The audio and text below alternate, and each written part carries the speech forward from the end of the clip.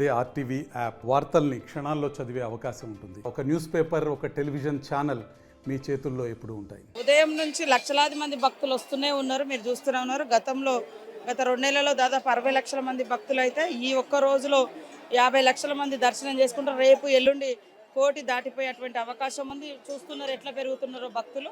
చాలా సంతోషము. ఈ వైభవము, సమ్మక్క సారలమ్మ వైభవము బయట ప్రపంచానికి తెలియాలి. ఇక్కడ గుడి లేదు, బంగారం లేదు, గోపురాలు లేవు, కానీ ఇక్కడ ఉన్నటువంటి స్థలము, ఇక్కడ ఉన్నటువంటి చరిత్ర ఇదంతా భక్తుల విశ్వాసాన్ని, ఇంకా తల్లుల కోరికలు, వాళ్ళ కోరికలు తీరుస్తున్నారు కాబట్టి ఈ విశ్వాసం పెరుగుతుంది.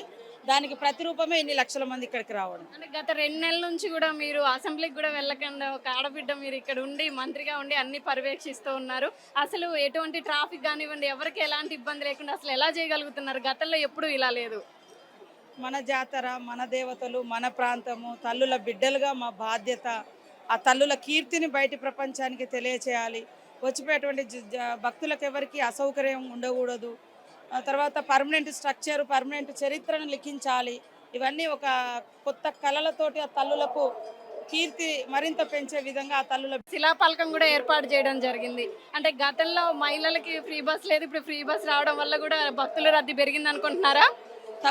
తప్పకుండా లేడీస్ కూడా బాగా వస్తారు. జనరల్గానే సమ్మక్క సారలమ్మ అంటే తల్లులో లేడీస్ వస్తారు. ఇంకా కూడా లేడీస్ రావడానికి ఎక్కువ ఫ్రీ బస్ అనేది ఒక కారణమైంది.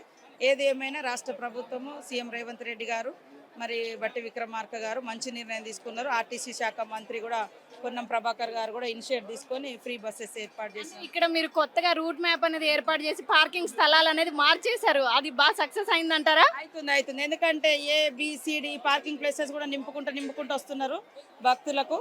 దాదాపు గతంలో D వరకు వస్తే ఇప్పుడు Z వరకు ఎక్కడ అట్లా వెళ్ళిపోతున్నాయి. అట్లా అంటే స్టార్టింగ్ నుంచి ABCD ఇట్లా ఫస్ట్ వచ్చిన వెహికల్స్ అన్ని ఇట్లా పంపిస్తా ఉన్నాం.